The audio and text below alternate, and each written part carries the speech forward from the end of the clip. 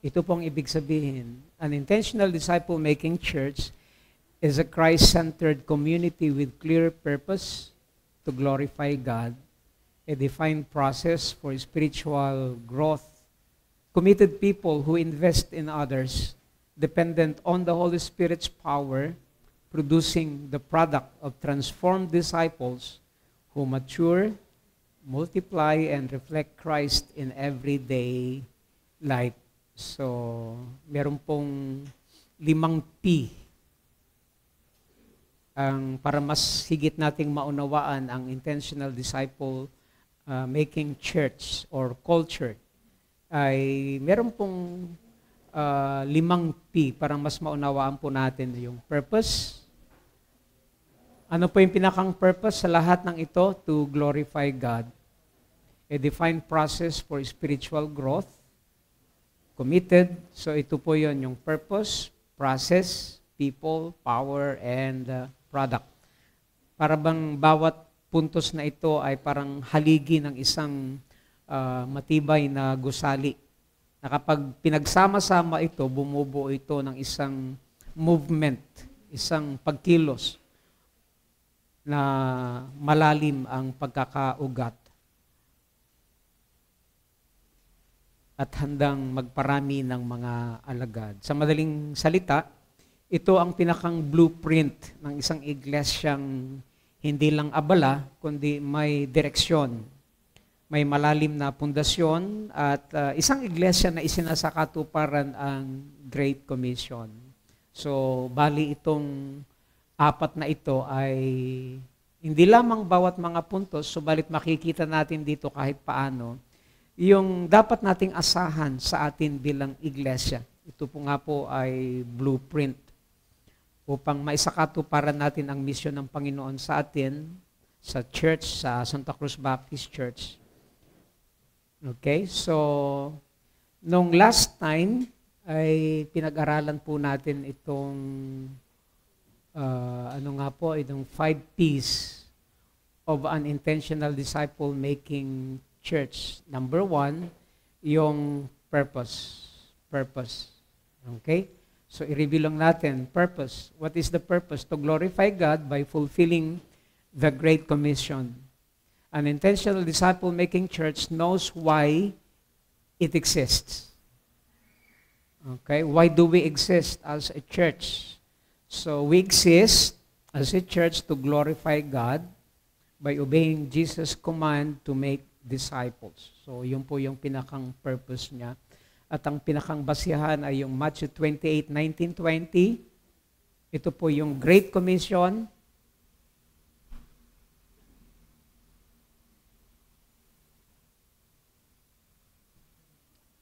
Ito pong Matthew 22 verse 37 to 42, ito po yung great, ano po ito? Great Commandment. Great Commandment. Kaya nga pag pinagsama nyo po itong dalawa, Great Commission and Great Commandment, ito po yung paraan kung paano natin i-glorify ang Panginoon. Katulad nung pinag-aralan natin nung nakaraan, dito sa dalawang ito, Great Commission and Great Commandment, dito natin nakuha yung core values ng SCBC. Ano po yung core values? Worship. Dito yon. Ministry. Saan natin makukuha yung ministry? Doon sa sinabi, love others as you love yourselves. Dito po yun, yung ministry. Number 3, discipleship. Discipleship. Dito po yun, sa Matthew 28:19-20. So, make disciples. Teach them. At yung number 4 ay fellowship. Saan natin makukuha yon? Hindi lamang dito, kundi dito rin doon sinabi ng Panginoon, baptize them in the name of the Father, the Son, of the Holy Spirit. Kasi nga, ang mga nababahagi na natin ng salita ng Panginoon at nakakilala sa Panginoon, binabautismo natin sila. Hindi lamang yon personal nilang patutuo, sa kaligtasan na kanilang tinanggap, kundi we baptize them para maka-identify sila na ngayon giging bahagi ng isang lokal na iglesia. So may kinalaman yon sa pagsasama-sama sa fellowship. At yung number 5, mission and evangelism. Ito yung matagal nating i-discuss last year. Ito yung core values of worship, ministry, discipleship, fellowship. Para bang ang tanong ay ganito, paano natin luluwalhatian ang Panginoon sa church? Okay, madaling sabihin, very general, we glorify the church sa paano nga? Through worship, ministry, discipleship, fellowship, mission, and evangelism.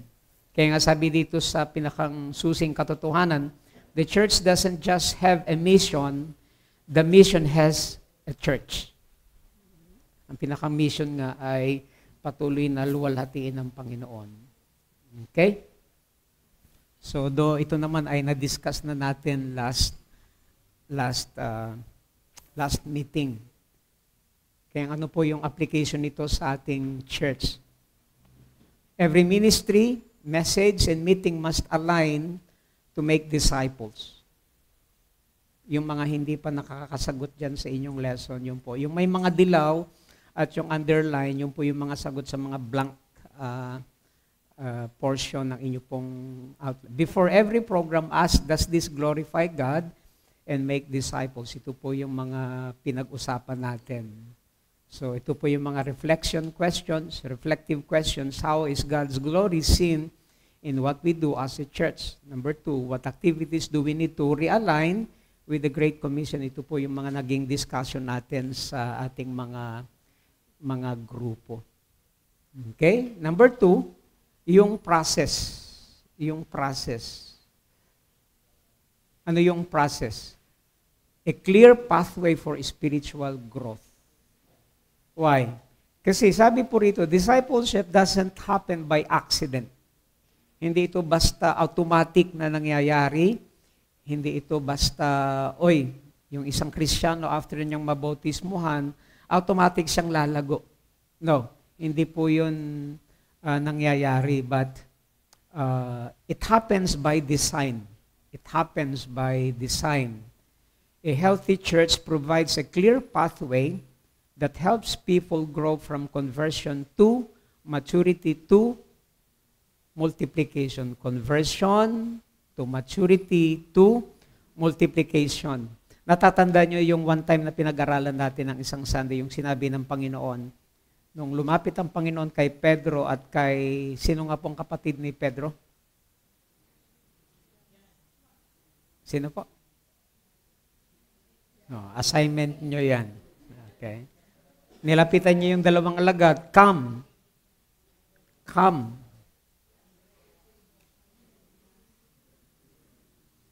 Come. Follow me. Tapos sabi ng Panginoon, I will make you. Make you fishers of men.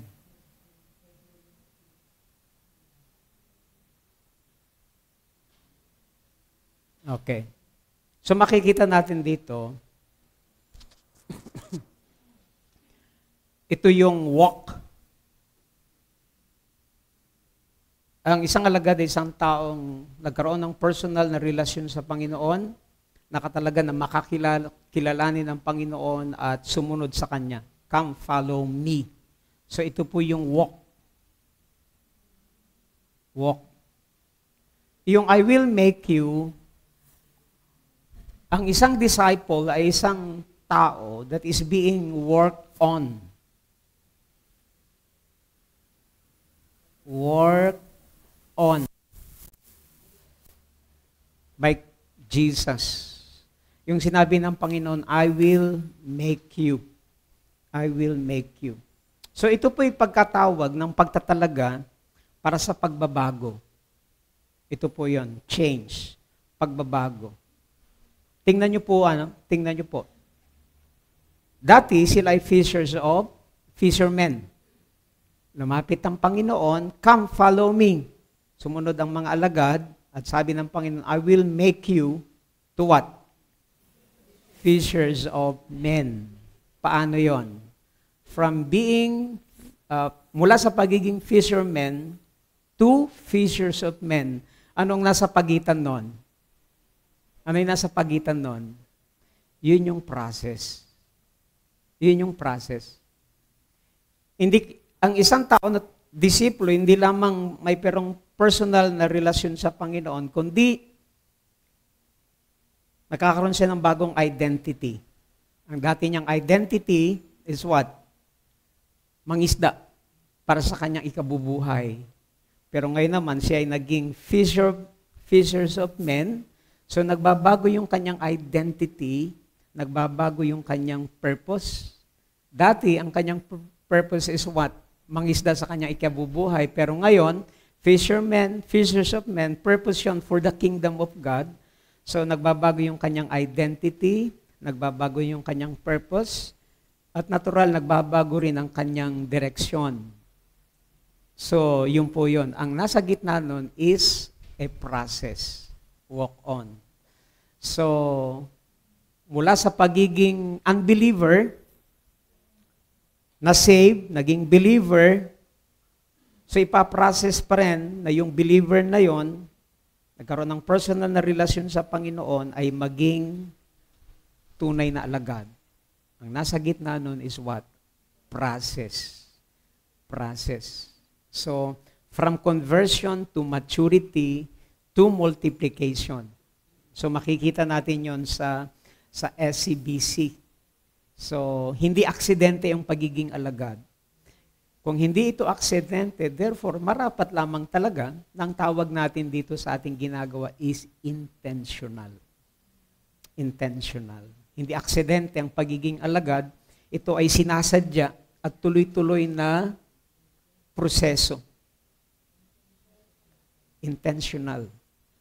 Mismo ang Panginoon nagpakita ng halimbawa sa kanyang ministry. Tinawag niya mga tao, sumunod kayo sa akin, tinuruan niya sila, isinama sila sa araw-araw, at ngayon naman ay isinusugo. Yun yung implication ng fishers of men. Walk, work on, and ito po yung kanilang work. Their work for Christ. Kaya 3 W. Walk, work on, and work. Okay? So bago isinugo ng Panginoon, may process silang dinadaanan. So discipleship doesn't happen by accident. It happens by design. A healthy church provides a clear pathway that helps people grow from conversion to maturity to multiplication. Tingnan niyo po ito. So, ito po yung ating pathway. To reach people, so ang daladala natin dito is what? Yung gospel. Ikino-compile ko pa po ngayon yung lessons, yung tinatawag na gospel mentoring from Genesis to, so meron na po ako mga compilations noon. So, yung cultivate, ito po yung membership. So, mag-start kami this coming Sunday. So, yung mga nakausap ko na magtuturo, you are invited to attend. Para umpisahan ko lang, tapos yung dito kasi sa atin, nasa 20 sila, 20 plus, yung mga newly baptized, and yung mga, tapos, yung hinahandle ni Sister Lane every Sunday, nag-usap kami na pwede niya ring dalhin doon dito sa membership class. Hindi dahil hindi nyo pa alam kung paano magiging member, kundi yung mga uma-attend doon, kapag dumating yung time na mga kailangan na magtuturo, ready kayo. Pwede kayong hatakin doon. Ideally, lahat nga ng membro ay magandang dumaan doon. Doon sa discipleship track na yon. Para at least maging aware tayo kung ano ang nangyayari. Kaya nga itong grupo ngayon, nasa 20 plus sila, hatiin natin ito sa 3. And then mag-a-assign po ako ng tigda-2, isang pinakang lead teacher, at least 2, mga 6. What's the point? Pwede namang magturo lang doon iisa. Pwede naman yon. Pero magandang opportunity yon na sabi ko nga, yung pagiging pusher ni Pastor Billy, ay ma-motivate din yung iba. Especially yung mga nagtuturo, especially yung mga teachers. Magandang kausapin yon sila. Na ito, sige. Okay, ito po yung maturity. Cultivate, ito yung membership.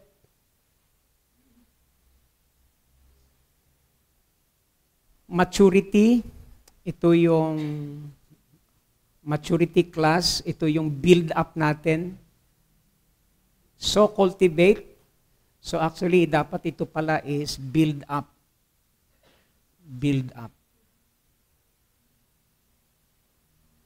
So, may kinalaman yun sa maturity. And commission. Send them to ministry. So, merong membership class, merong maturity class. Dito po sa commission, merong 2 class. Ministry class and mission class. What's your mission? So, yun. Ito po yung, ito po ay meron ng mga curriculum ito, mga materials na pwedeng gamitin. So, ito ay sa ministry. Itong maturity meron na po. Gusto ko pong ipakita sa inyo.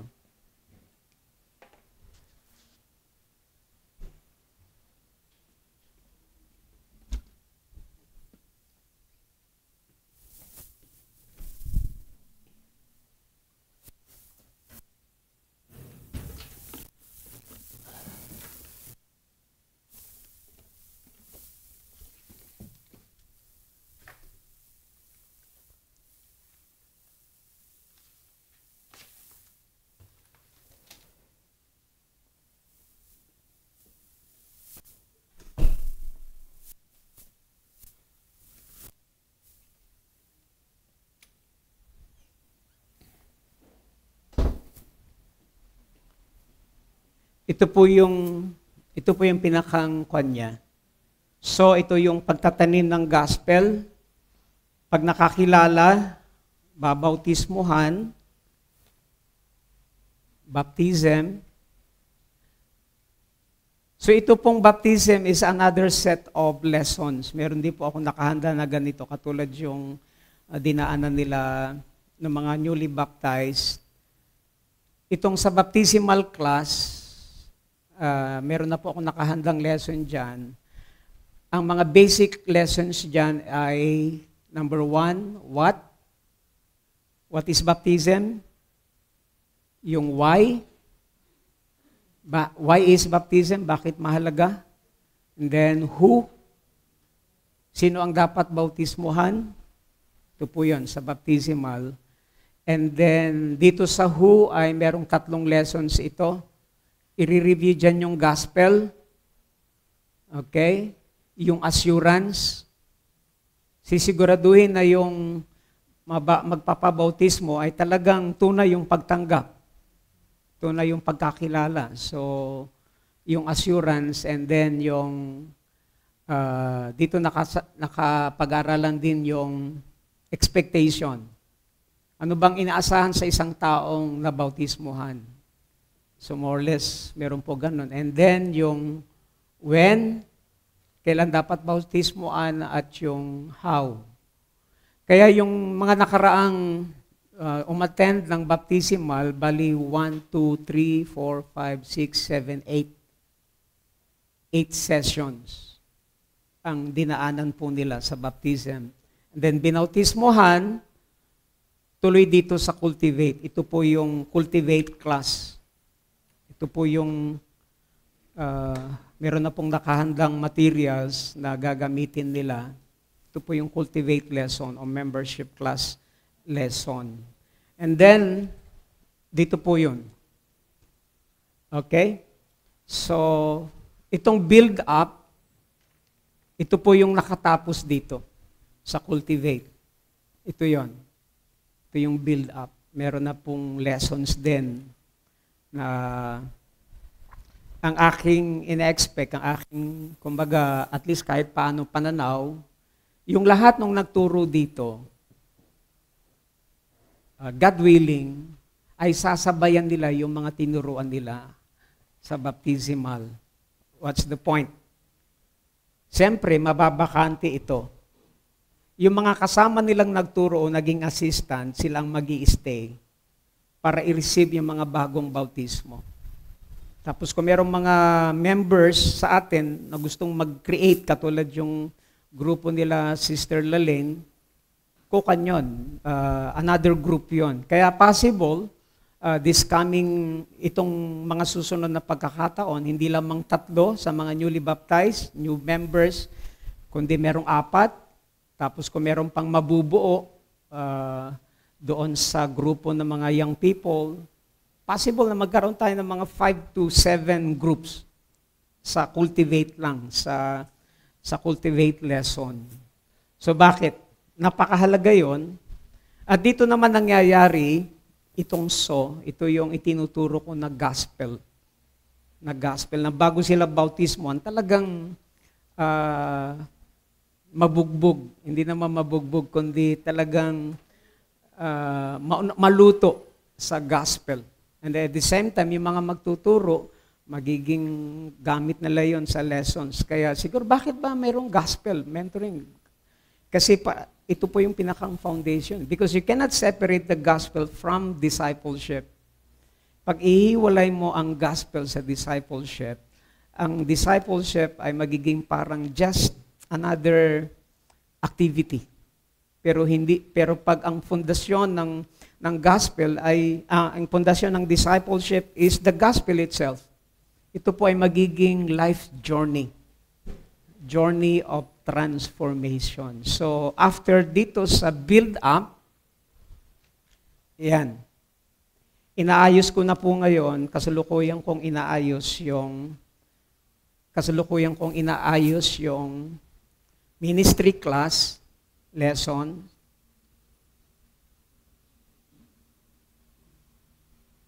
at yung mission class. Now, ito pong exciting na part. Yung lahat na makakatapos dito, magkakaroon po ng SCBCMX, Mission Exposure.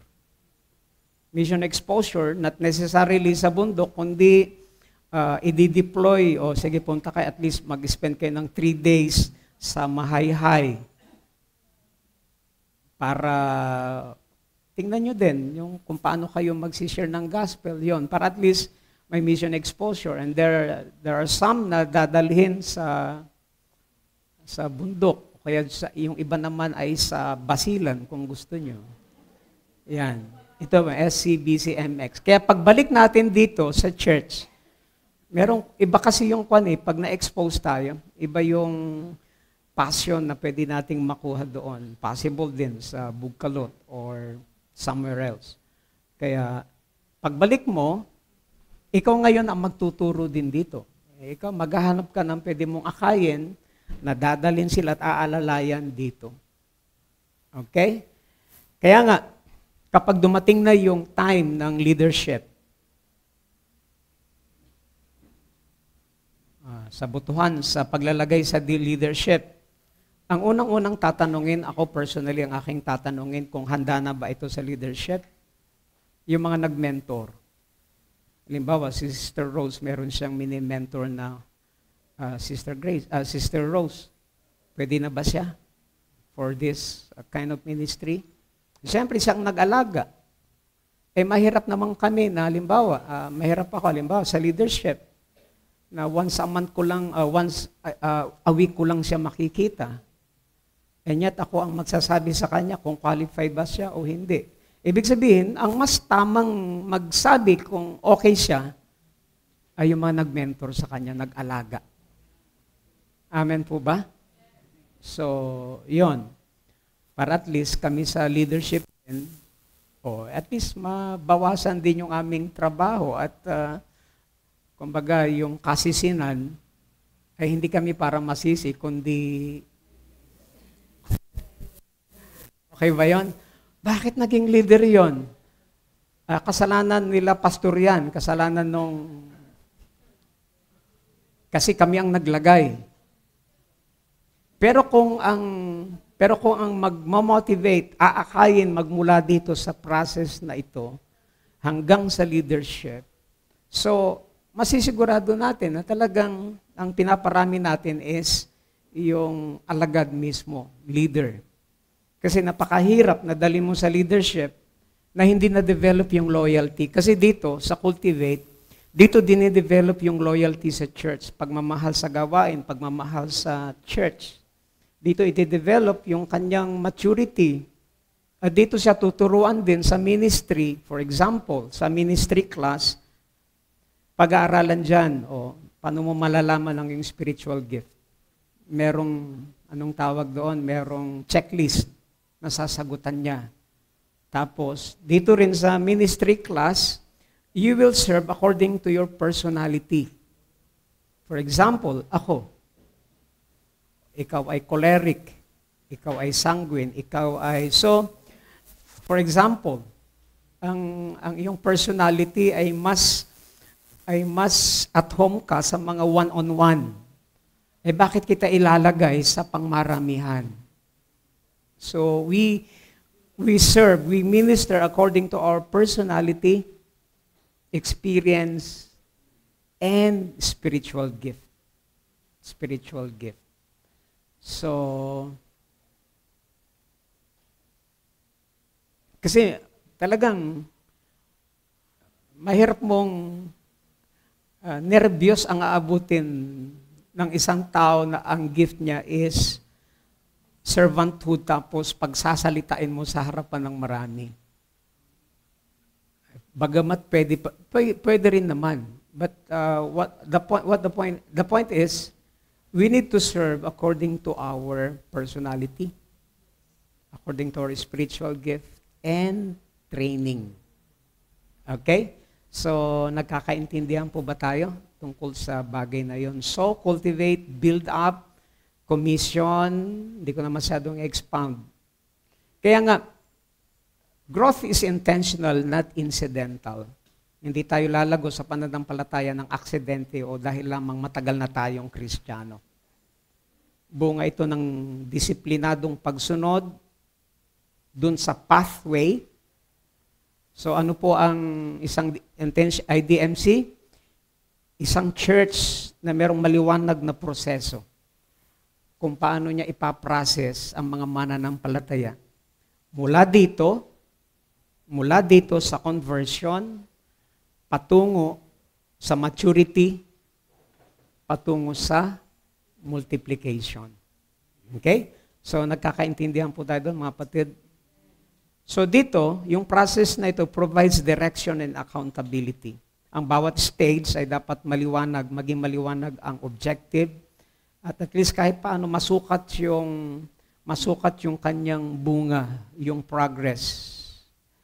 Okay? So, anong application nito sa ating church? Ano ibig sabihin ng application? Kahit paano, dito sa ating ginagawa, magkakaroon tayo ng idea kung paano tayo gagawa kahit paunti-unti ng plano, ng program. So, halimbawa, use SCBC framework, yung pinakita ko kanina, as the foundation for ministry planning and mobilization.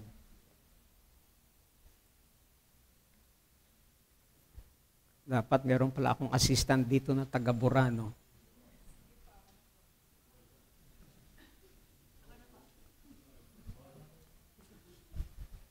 Salamat po.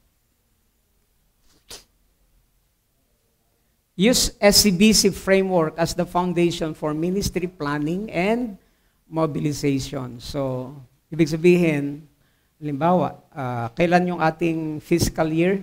May. So gagawa tayo ng plan. So ating ginagawa dito ay meron siyang purpose din na kahit paano magkaroon na tayo ng at least kahit paano idea kung paano natin ipaplano yung ating mga ministry. Ano ho?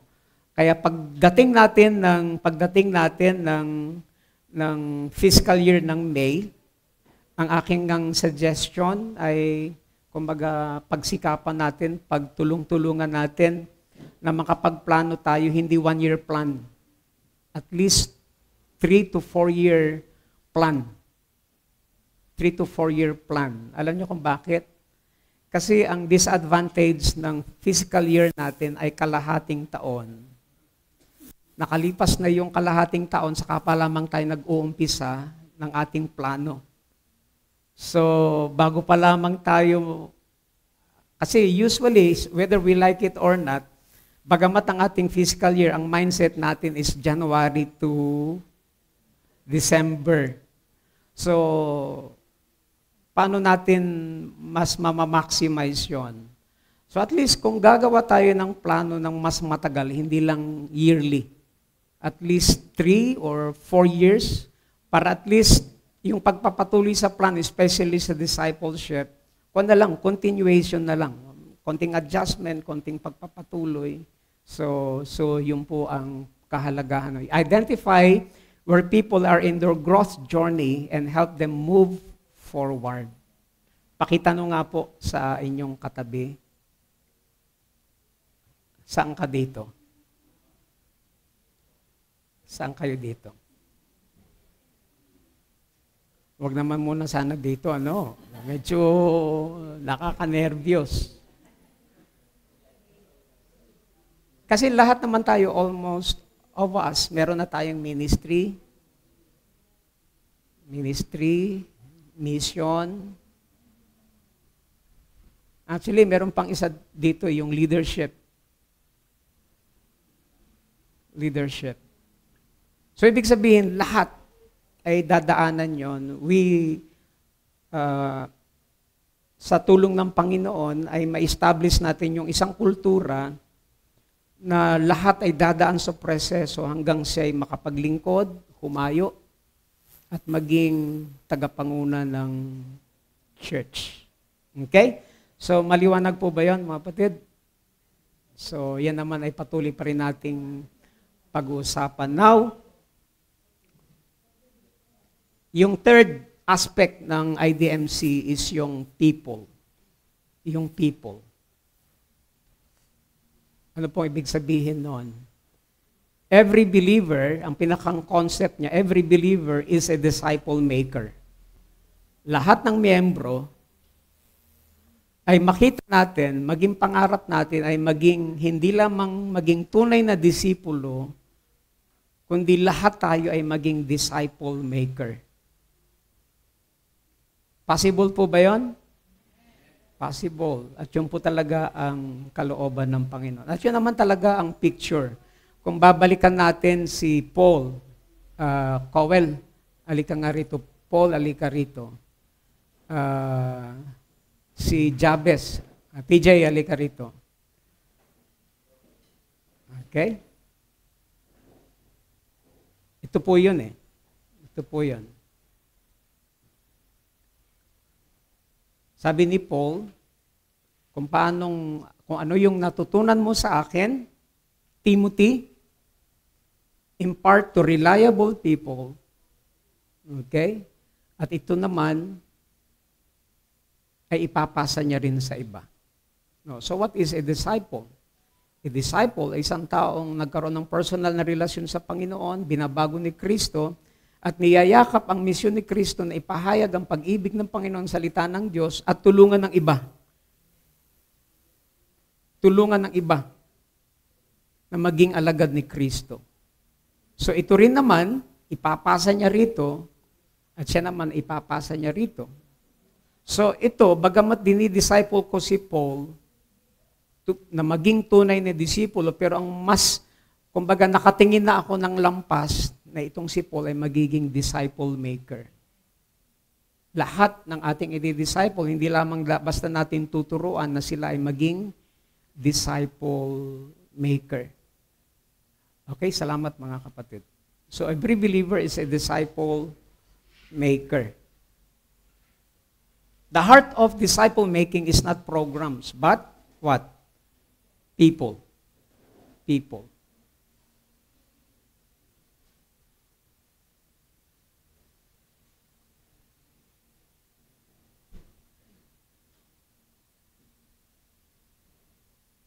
The heart of disciple making is not program, it's people. Ang iniwan ng Panginoon naman talaga sa atin ay hindi building, hindi manual, hindi organization. Ang iniwan ng Panginoon ay mga tao na dala-dala sa kanilang buhay yung buhay ni Kristo at ipinapasa sa iba. So yun po yung pinakang sentro. The very heart of disciple making is not programs, but people. Hindi nangyayari ang pagbabago sa pamamagitan ng mga activities lamang, kundi sa pakikisalamuha, sa personal na pagtuturo, at sa pagmamahal na ipinapakita natin sa isa't isa. Okay? So, kapag ang tao, ang naging sentro, tao, doon tayo nag-invest at naging sentro ng discipleship, intentional disciple, nakikita natin talaga yung model na ipinakita ng Panginoon. Isang buhay na dala-dala ang buhay na Kristo, ipinapasa sa iba, itinuturo sa iba. Okay? Ang intentional disciple-making church values yung tinatawag na life on life. Sa Facebook, pag sinabing nag-comment ng LOL. Ayan. Pero sa discipleship is what? Life on life. Life on life. Relationship. We value life on life investment higit sa anumang mga activities na pwede nating gawin. Katulad ng Panginoong Yesus, ang lagi niyang kaharap, maraming pagkakataon ang kaharap niya is what? Multitude. Pero pumili siya ng iilan na doon niya ibubuhos ang kanyang buhay, ang kanyang pagtuturo. At ito rin yung mga alagad na kasama niya kung saan siya magpunta. Just imagine, for 3 years, may naguhudas pa. Naisip niyo yun? The best teacher, the best school. And yet, meron pang naghudas. At how much more tayo? Di po ba na hindi naman tayo katulad ng Panginoon? Yun ay isang malaking encouragement din sa atin na talagang it's not about us, kundi sa pagtulong ng Panginoon. Binibigyan ng intentional disciple-making church ang buhay, ang life-on-life na relasyon. Ipinapakita nito na ang tunay na epekto ng ministry ay hindi nasusukat sa laki ng crowd, hindi sa multitude, hindi sa numbers, kundi sa lalim ng relationship na nagbubunga ng transformasyon, ng pagbabago. Ang isang tao, ang isang puso na inalagaan, tinuruan, minahal, iningatan, inakay, ay maging, yung taong yun mismo ay maging daluyan ng pagbabago sa ibang tao. Ito ang uri ng paglilingkod na nasusustain. Ito yung disenyo talaga ng Panginoon sa buhay ng iglesia. Ang buhay na nagiging instrumento ng pagbabago sa buhay ng iba. Nagiging catalyst tayo sa transformation ng ibang tao. Kaya napakaganda nun yung sinabi ni Paul, 2 Timothy, the things you have heard from me, entrust to faithful people who will be able to teach others also. Kaya yun yung tinatawag na fourth generation. At dito, binibigyan ng solusyon yung generational gap na naging problema kapag ang isang church ay hindi ay intentional sa disciple making. Kaya dito itinuturo sa atin ng word. Ito yung pattern talaga. ipinapasa, but that we need to pass on the life na ating tinanggap sa Panginoon. At ito yung tinatawag na multiplication. Kasi hindi lamang tayo tinawag para matuto, para mag-aral, kundi magturo sa iba. So technically, what is a disciple? What is the technical definition of disciple? Doon sa come follow me, I will make you fishers of men. Ito yon. Come follow me. Ang isang disipulo ay isang taong nagkaroon ng personal na relasyon sa Panginoon, nakatalaga na makilala, itinilag ang kanyang buhay na lumago sa pagkakilala at pagsunod. Come, follow me. At binabago ni Kristo ayon sa kanyang wangis. Okay? Ayon sa wangis ni Kristo. Yun yung pagbabago. Sino pang nagbabago? Si Christ. We just surrender our lives to Him. Yung fishers of men. Ang fishers of men, itong ibig sabihin, ang implication, isang taong nagkaroon ng relasyon, binabago, at niyayakap ang misyon ni Kristo. Na ano yon? Ipahayag ang pag-ibig ng Panginoon, ang salita ng Panginoon, at tulungan ng iba na maging alagad ni Kristo. So, what's the point? Yung technical definition ng disciple is this. Kaya kung kayo ay tatanungin, halimbawa, are you a disciple of Christ? Yes. Meron ka bang personal na relasyon sa Panginoon? Yes. Binabago ka ba ni Kristo? Yes. But the question is this, meron ka bang dinidisciple? Yes or no? Meron ka bang dinidisciple? Kasi yun yung technical definition ng disciple. Kasi minsan, nakala natin sa atin lang, sa tinuturuan natin, kundi kung ako ay tatawagin kong aking sarili na disipulo, abay, meron akong, ang inaasahan sa akin ng Panginoon ay may dinidisipulo din. Kaya nga ating usapan dito, disipulo na nagdidisipulo ng mga magdidisipulo. Parang lalo yatang naguluhan kayo. Okay, yun po yun. So,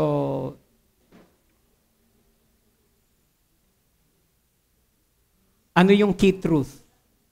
The heart of disciple making is not structures but relationship. But relationship. Anong ibig sabihin nito? We invest in people. Ang pinakamahalaga na investment na pwedeng gawin sa church that will last eternity ay investment sa tao. Ang greatest investment sa church, people. Kaya nga, pag nalaan tayo ng oras at puso sa mga tao, namumuhunan tayo para saan? For eternity. Kasi nga, maaaring masira ang mga facilities, ang mga building, pwedeng kumupas yung mga ginagamit natin, ang program activities, lumilipas din yan. Ngunit ang mga taong binago ni Kristo because of intentional disciple-making, a life-on-life process, mananatili magpakailanman. Mananatili magpakailanman. Kaya nga, ang accountability talaga natin as a church, for example, kapag dumating ang Panginoong Hesus mamaya, hindi naman niya tatanungin sa atin, magkano naging savings nyo? Hindi po ba? Kundi ang tatanungin ng Panginoon, ilan ang na-save doon sa mga blessings na ipinagkakatiwala ko sa inyo? Ilan ang mga naligtas? Kaya kasi yun ang mananatili sa eternity. Kaya nga ito ang tunay na sukatan ng ministry. Hindi kung gaano karami ang ating nagawa, kundi kung gaano karaming buhay ang binago ng kapangyarihan ng banal na Espiritu. Ang bawat taong tinuruan, mga bawat taong inalagaan, inakay at dinala kay Kristo, nagiging patotoo. Nagiging patotoo ng kapangyarihan ng Diyos na kumikilos sa mga tao.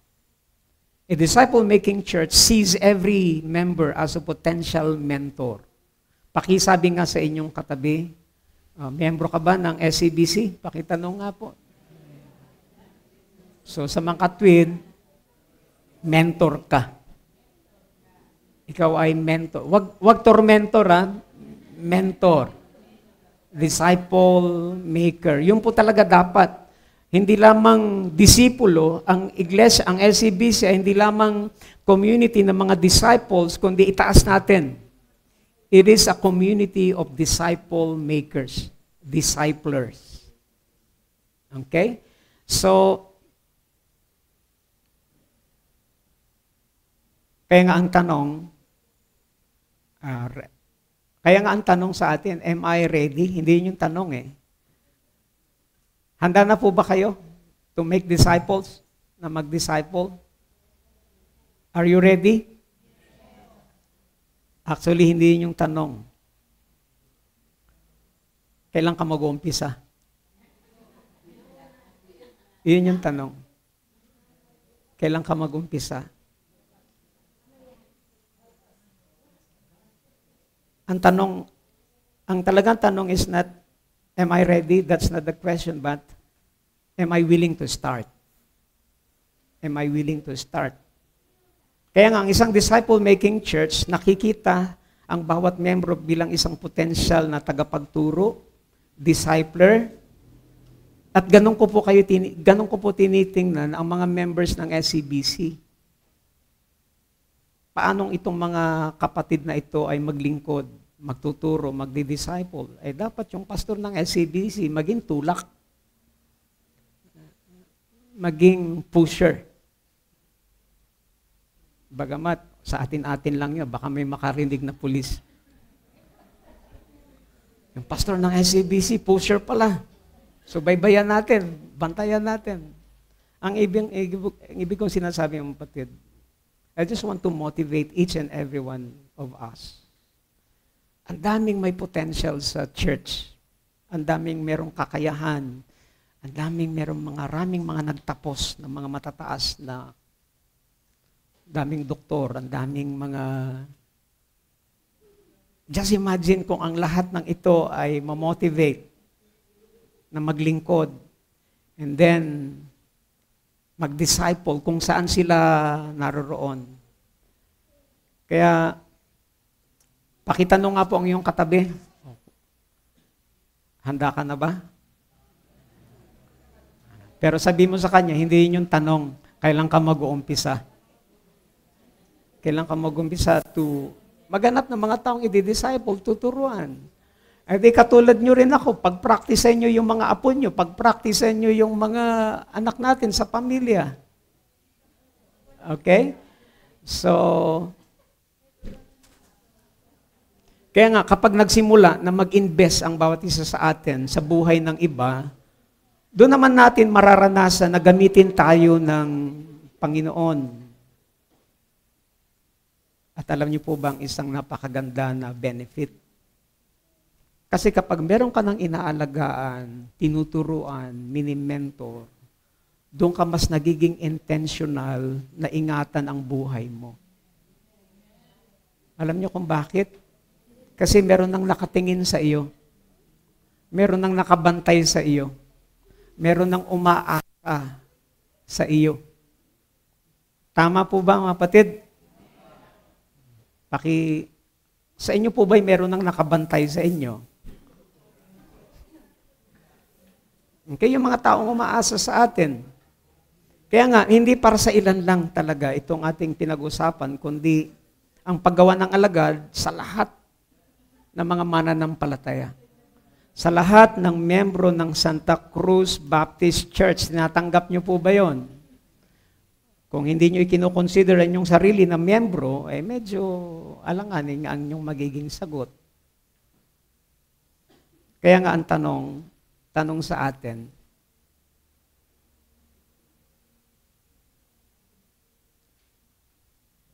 ito yun, application to SCBC, every believer is called to invest in others. And that's the reason why we need to build mentoring culture. Everyone mentors someone. Ang bawat isa merong inaalagaan, merong tinuturuan, merong inaakay, mayroong mini-mentor, at ang bawat isa ay meron ding nagme-mentor. And everyone is mentored by someone. Sa inyo po ba'y merong nag-aalaga? Meron po bang nag-aalaga sa inyo? Meron po bang nagbabantay sa inyo? Meron po bang nangangamusta sa inyo? Hindi lamang yung basta kamusta, yung bang, kamusta yung prayer life mo? Kamusta? Nagbabasa ka pa ba ng... Dapat meron tayong ganun eh. Hindi yung, anong episode ka na sa Korean novela? Kundi, kumbaga yung kamusta na yon ay maging intentional din na magbantayan tayo sa isa't isa. Eh, siyempre, kapag wala namang kayong connection, huwag nyo namang tatanungin ng ganon. Kapag hindi na-establish ang inyong relationship, halimbawa, isang buwan tayong hindi nag-uusap, tapos bigla tayong nag-usap, nagpipray ka ba? Medyo iba yung dating nun. Hindi po ba? Kaya nga, meron ka bang nakabantay sa iyo? Meron bang nagko-correct sa inyo? Meron po bang nagko-correct sa inyo? Na minsan ay kinaiinisan nyo dahil kinokorek kayo. At meron din po ba kayong binabantayan, inaalagaan? Ayun yung kultura ng intentional disciple-making church. Kaya nga para ito sa lahat sa atin. Kaya nga isang tanong na dapat nating pag-isipan at dalhin sa panalangin, sino yung mga taong tinatawag ng Panginoon para alagaan mo, para pwedeng pamilya, pwedeng kasamahan sa church. Kaya nga, yung mga taong yun, hindi aksidente na dinadala sa atin ng Panginoon. Madala sila mismo yung mga taong ipinagkakatiwala sa atin ng Diyos. Hindi para akayin natin sila. Kaya nga, siguro ito po yung reflection natin. Pakitanong nga uli ang iyong katabi, kailan ka mag-uumpisa? Yan, kung nag-decide ka na mag-umpisa na, ito yung tanong na makakatulong. Sino yung naiisip mo na umpisahan? Sino yung naiisip mo na umpisahan mong alagaan, pakinggan? Yung inilalagay sa atin ng Panginoon na tulungan natin sila na lumago sa pananampalataya. Alam niyo po ba na merong iba't ibang level ng connection na meron tayo sa tao? Number one, ito yung tinatawag na casual acquaintances. Ano yung casual? Ang casual, ito yung surface level connection. Alam mo yung pangalan nila, kita mo yung mukha nila, kilala mo sila, kamusta? Minsan nagtatanguan, hanggang doon lang, casual, ngitian. Saan ka papunta? Okay, small talk.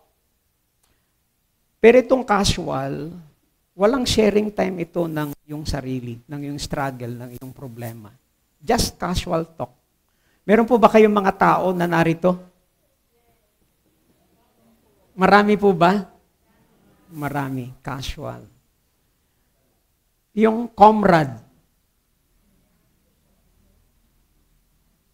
or companion.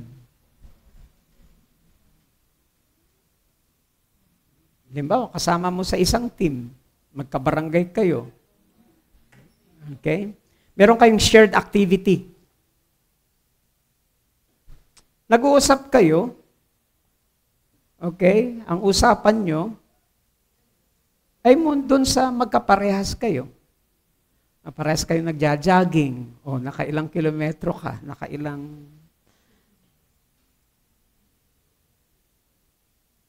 Na ang expression, we belong to one team. Makaparehas tayo.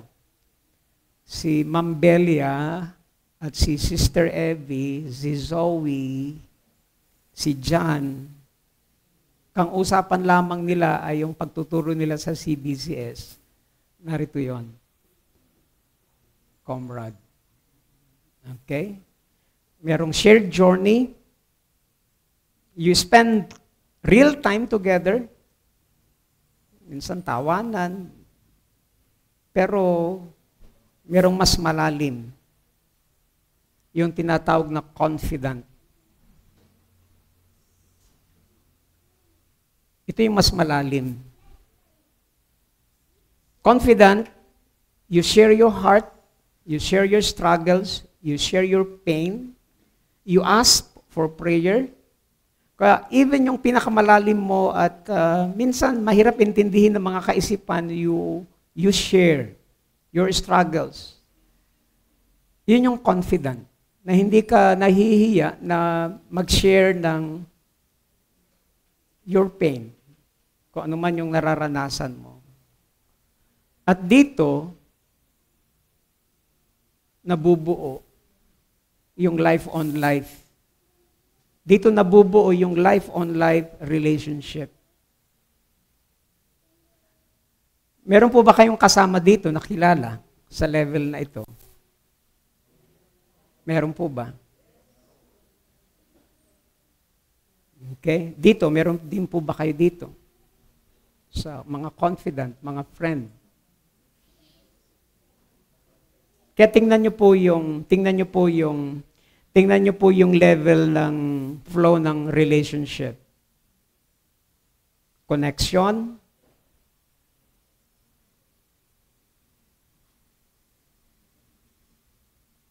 cooperation,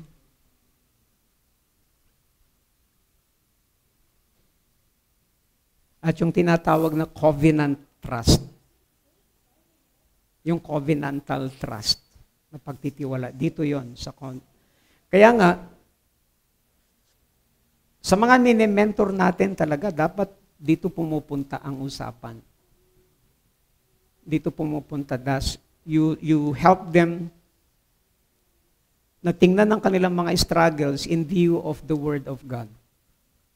In view of God's plan and purpose in their lives. So, what I mean to say is this. Sa tatlong circle ng connection na ito, meron ka bang naiisip dito na pwede mong alalayan, pwede mong turuan, pwede mong akayin? Okay? So, why build a mentoring culture? Everyone mentors someone and everyone is mentored by someone. Kaya maganda po yun. Kaya nga ang tanong, how can SCBC encourage relational discipleship? Paano mahikayat or kikilos gagawa tayo bilang church na maipursu ang relational discipleship? Siyempre,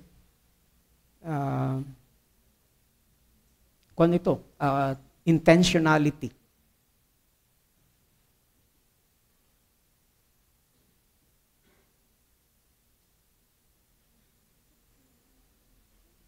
Kaya magandang makapagbuo rin ng mga maliliit na grupo, ng mga mentoring circles, kung saan pwedeng mabuo ang tiwala, yung usapan na ito at yung accountability.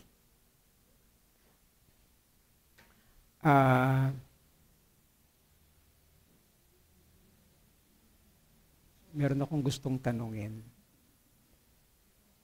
Ito kayo ang malapit sa akin. Sister Rose, who is that person who invested yung buhay niya sa inyo?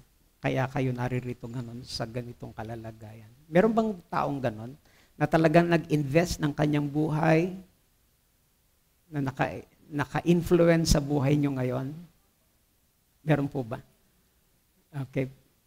Pwede niyong sabihin ng pangalan o pwede namang hindi.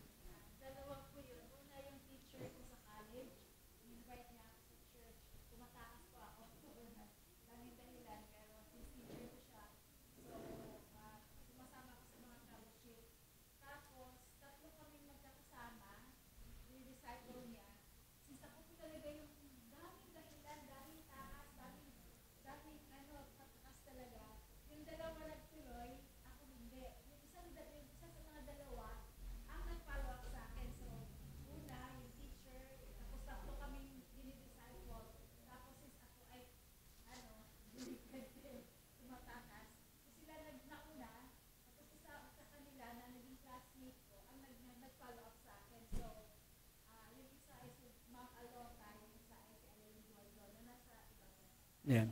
Ang aking point doon, Sister Rose, this, para sa inyo din. Alam ko, meron din mga taong nanalangin sa inyo, nag-alaga sa inyo, talaga naglaan ng time. At naging pagpapala at naging malaking impluensya yung taong yun sa inyo. Okay? Ito yung tanong.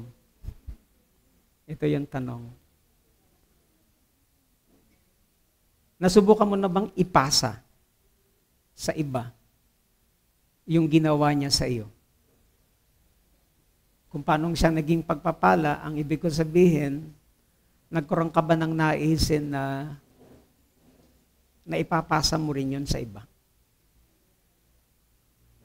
Okay? Meron po bang mga nagiging pagpapala sa inyo spiritually? Ngayon, tanong, meron ka bang intentionality na maipasa mo yun sa iba? Kung paano ka inalagaan, kung paano ka tinuruan, kung paano ka ipinag-pray. Alam niyo po ba na lahat tayo ay bunga ng panalangin? All of us.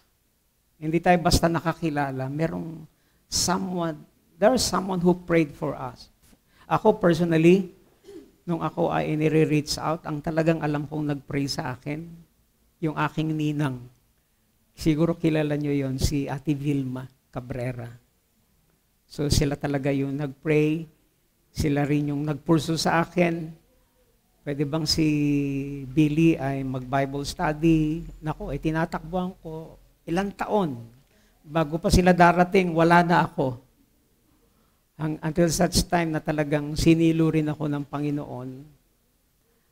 At yung mga binubuli-buli ko na mga, ayun na naman, nariyan na naman yung mga Baptist. Ayun, umiiyak yung iba.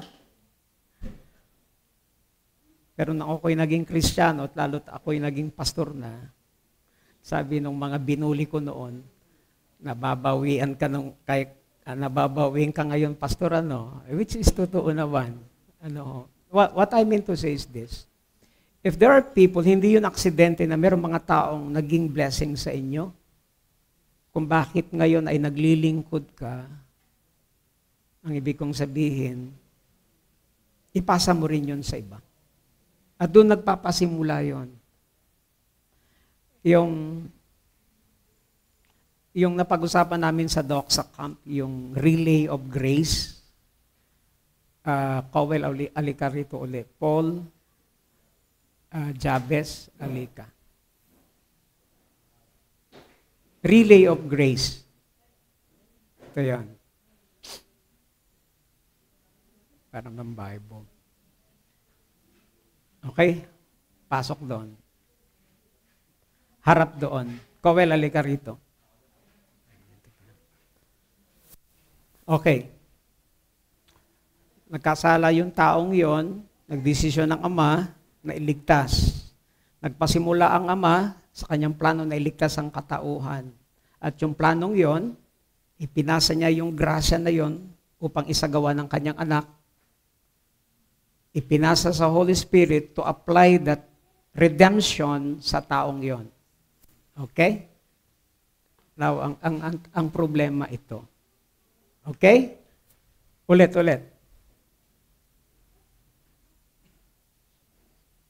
Relay of Grace. Father, Son, Holy Spirit, na supposed to be, ipasa ni Paul sa iba, yung grasyang tinanggap niya. Okay? And the problem is this.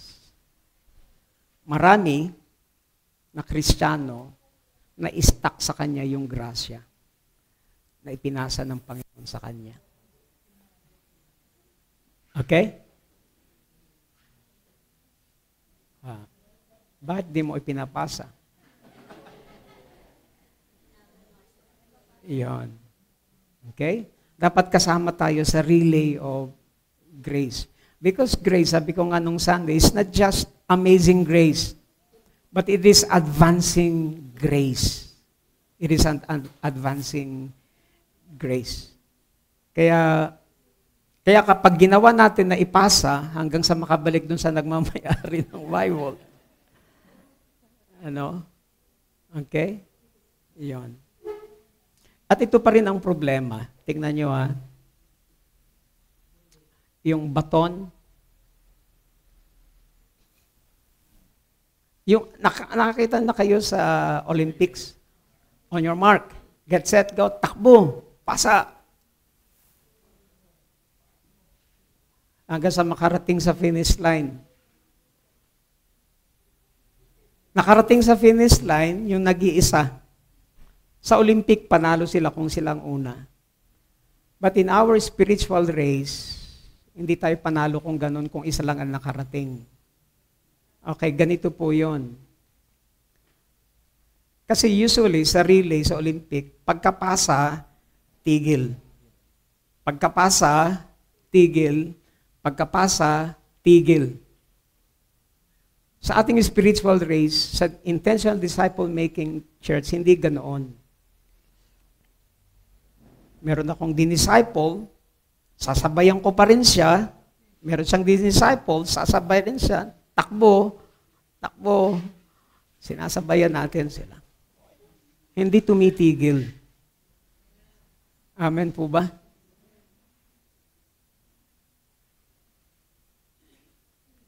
Ano ngayon? Kung hindi, balik na kayo. Balik na kayo. Nagets niyo po? So, ibig sabihin, mayroon kang minentor, nagkaroon siya ng mini-mentor, alagaan mo pa rin siya. Kamusta ka na? Kamusta yung pagtuturo mo doon? Then, ganun din. So, hindi yung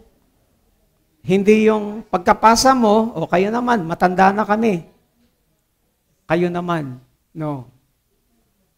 Hindi ganun po ang ipinapakita dito sa salita ng Panginoon.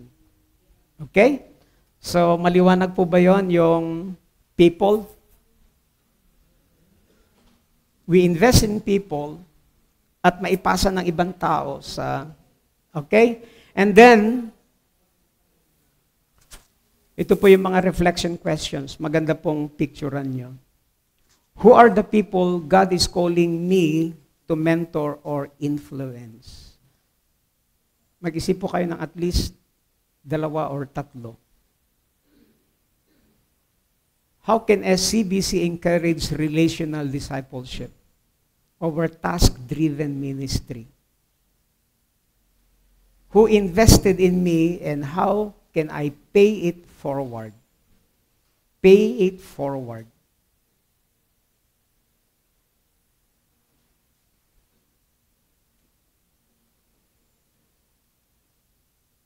Okay, number 4 yung power. Ano nga po yung number 1? Second? Number 3?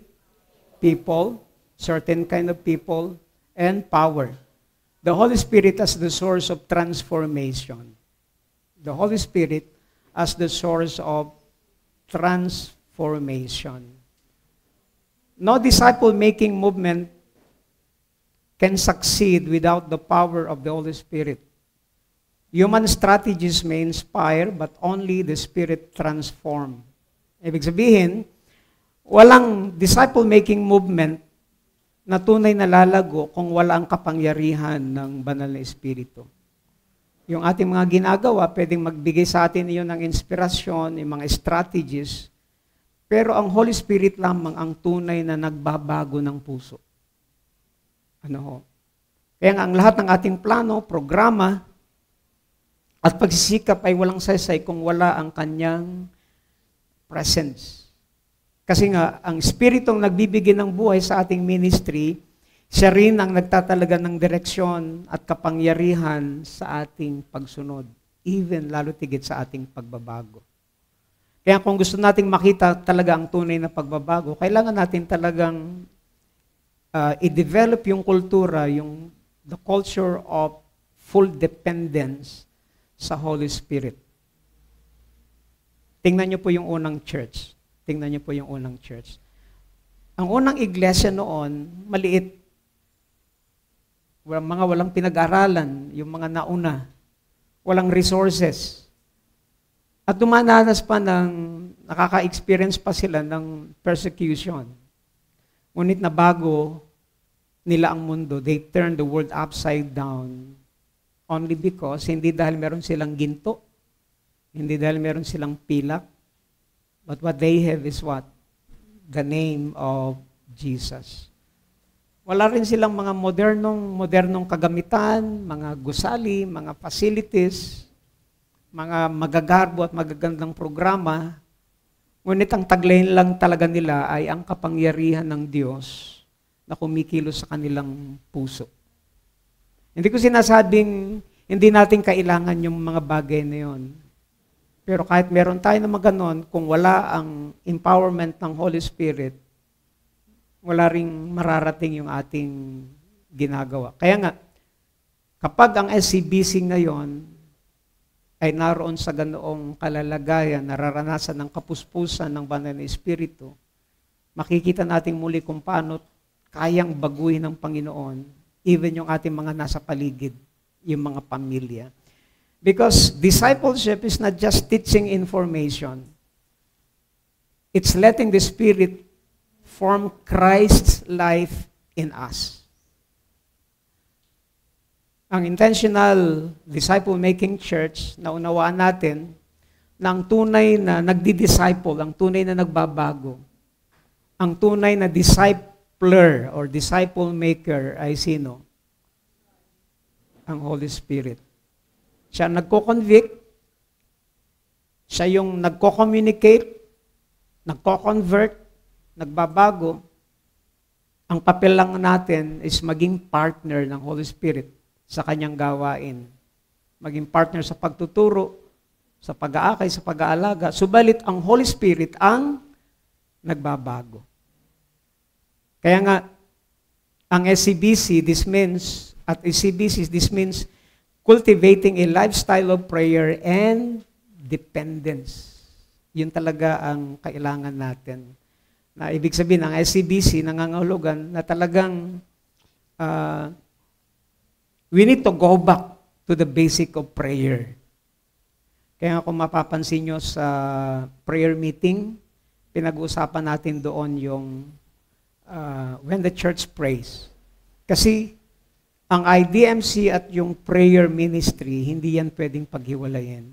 Nagkakaroon lamang ng power ang ginagawa natin, mga initiatives natin sa IDMC, as we depend fully sa kapangyarihan ng banal na Espiritu.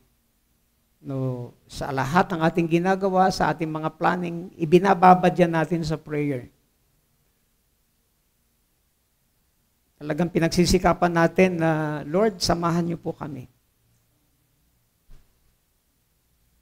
Kaya nga ito yung kultura na kailangan nating pagsikapan sa church. Na mas paigtingin pa, mas palalimin pa, if we are really serious sa IDMC, mga kapatid sa Panginoon, ito ang challenge sa atin.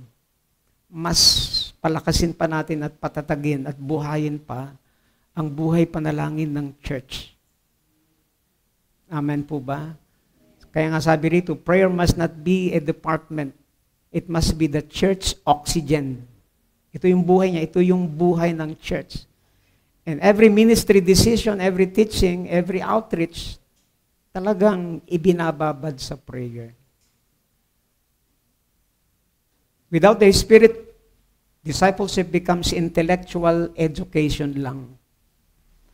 But with the Spirit, discipleship becomes transformation. Okay? So, ang key truth, the Spirit of God is the true discipler of every heart. Kasi kapag kumilos ang banal na Espiritu, nagkakaroon ng lakas at kasiglahan at buhay ang iglesia. Kaya I really appreciate yung mga kapatid na they are so faithful na uma-attend ng prayer meeting. Even yung mga kapatid natin na kasama natin sa online that sumasama sa ating prayer time. Kaya nga, naisip ko rin, siguro once a month, pwede nating yayain yung mga kapatid natin sa lupang katuparan na to join us sa prayer time natin ng Wednesday. Kaya at least, saka every first Sunday, sinabihin ko yung mga tagalupang katuparan na every first Sunday, dito kayo umattend sa church. Para at least hindi kayo biglang napahiwalay or At least tayo ay connected pa rin sa isa't isa at ma-enjoy nyo rin yung fellowship dito sa SCBC. Kaya ito yung mga tanong talaga sa atin. Ang mga tanong, how dependent am I on the Holy Spirit in my ministry? Number 5, dito na po tayo magtatapos. Product. Anong produkto? Ano yung gusto nating maging bunga sa IDMC? Transformed lives that reproduce. The ultimate measure of an intentional disciple-making church is its product. And what is that? Transformed lives that reproduce. The true result of an intentional disciple-making church is not more attendees, but transformed lives that reproduce other disciples. Matthew 4:19, ito yung paulit-ulit ko, follow me and I will make you fishers of men. Sabi rito, success is not in seating capacity, but in sending capacity. Ang tunay daw na tagumpay ng iglesia ay hindi masusukat sa bilang ng seating capacity, kundi sa kakayahan niyang magsugo, sa kakayahan niyang magpahayo upang abutin ang mga tao, na dalhin sila sa pagkakilala sa Panginoon. Kaya nga, kapag ang iglesia na nakikitang ganitong bunga, transform lives, maliwanag talaga, malinaw na ang ginagawa nito ay hindi lamang gawain ng tao, kundi talaga masasabi natin na gawain talaga ito ng Diyos.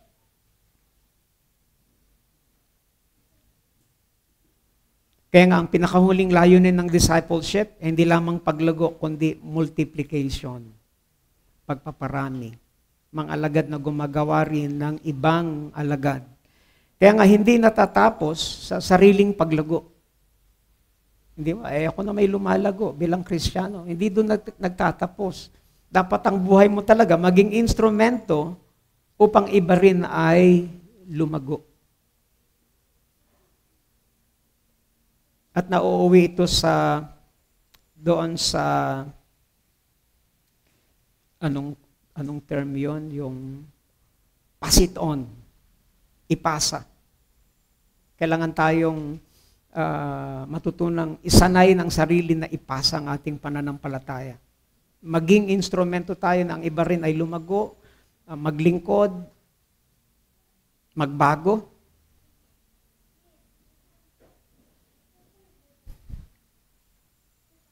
Kaya ako personally bilang pastor, ito po yung aking pananaw, ito po yung aking iniisip. Yung bang any day na alam kong pag kinuha ako ng Panginoon, adali niya ako doon sa, yung alam ko na kahit paano ang church, ay hindi basta, kundi merong mga tatayo, merong mga magte-take over. Kasi merong mga napagpasahan ng pagmamahal, ng loyalty sa church. Kaya nga, hindi talaga titigil ang gawain. Yan ang pagkakaiba talaga kapag ang discipleship naging culture. Sabi ko nga kanina, pag kultura, kahit mawala yung pastor o mawala yung leader, patuloy pa rin yan. Pero pag programa lang yan, activity lang, pag nawala yung leader at nagpapasimuno, titigil yan. So ano po yung ating pinagsisikapan sa IDMC? Culture. Discipleship. Culture. Na tayo po ay magpapatuloy. Kapag ang isang mananampalataya lumalim talaga kay Kristo, natural na susunod ito sa Panginoon at magnanais na maging instrumento siya ng Panginoon para sa iba. And that is our vision sa church. Ano po ang vision natin? Ano yung product na gusto nating makita? Ito po yun, yung tatlo. We desire disciples, a certain kind of disciple who is rooted in the Word or grounded in the truth. Mayroong matibay na pagkakaugat sa salita ng Diyos. Ito yung term natin na dito po mapasok yung being mastered by the gospel and mastered the gospel. Ito yung bukang bibig na kumaga malimit yung naririnig din sa akin that we need to master the gospel and be mastered by the gospel. Hindi napapansin, kung mapapansin ng mga umaten sa mentoring, alam niyo po ba na yon ay simpleng pag-aaral ng doktrina? Doctrine. Sa gospel, napag-aaralan natin yung theology. Sa gospel, pinag-aaralan natin yung tungkol sa kasalanan at pagbagsak ng tao. Sa doktrina, ito yung tinatawag na hamar theology.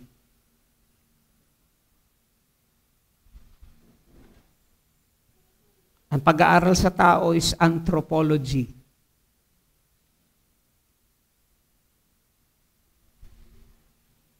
Sa gospel, pinag-aaralan natin yung Savior. Ito yung tinatawag na Christology.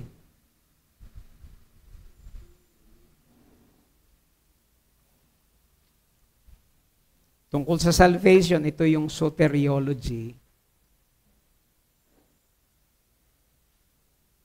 At merong mga time, katulad yung pag-aaral namin kahapon sa mga kababaihan, sa agape, ang pumasok po doon, napunta sa eschatology, the study of the last days. Theology, study of God. Hamar theology, the study of sin. And then man, Christology, yung about kay Kristo, soteriology, salvation, eschatology, last days. Now, ang puntos ko dito mga kapatid, as we are being rooted sa doctrine sa Word, kakaroon tayo ng mga idea, not just for the sake ng pagkakaroon ng impormasyon. Ang aking talagang naisin as we study theology, ang impact niyan talaga, yung pagkakaroon natin ng appreciation sa gospel talaga. Hindi yung dumadami ang alam mo sa theology, pero hanggang sa dumami lang. Pero hindi ka nagkakaroon ng passion for the gospel. So yun po yung pinakang naisin natin. Kaya nga, ang isang tunay na alagad, hindi lamang, kumbaga, yun nga, hindi lamang siya natututo sa salita ng Panginoon, kundi lumalalim sa kanyang pagkakaugat. Kapag nakaugat ang puso sa salita ng Diyos, magiging matatag ang kanyang pananampalataya. And then, real in relationship. Authentic, humble. Real in relationships, kumbaga yung kung paano siya nakikipagkapwa, relasyon sa kapatid at sa iba, and then reproducing in mission, intentional in making others grow. So ito yung product na gusto natin. Rooted in the Word, real in relationships, reproducing in mission. Kaya nga, sabi ko kanina, a church success is not measured by seating capacity, but by sending capacity. So, the end. Tapos na. Kaya mga question, what kind of disciples are we producing? Consumers or disciple makers? Consumers or contributors? Who am I intentionally helping to grow spiritually? How can a CBC better celebrate the life's change as our true measure of success? Okay? So, sa natitirang oras po natin, kahit ito lang, itong pag-usapan nyo sa inyong grupo. What kind of disciples are we producing? Ang usapan dito ay sa church. Consumers or disciple makers? Who am I intentionally helping to grow? Meron ka bang pinagbabalakan na isang kapatid, isang tao, isang kakilala na una, ipag-pray nyo muna. Huwag nyo basta-basta kakausapin. You need to pray at least for sometimes hanggang sa elite kayo ng Panginoon na kausapin personally. Establish in relationship, in friendship sa Panginoon. Okay? So, gusto ko gustuhin ko mang magsalita pa, pero medyo nararamdaman ko na yung aking lalamunan na medyo mahapdi na. Kaya kayo naman po ang humapdi ang lalamunan sa inyong pag-uusap. Okay?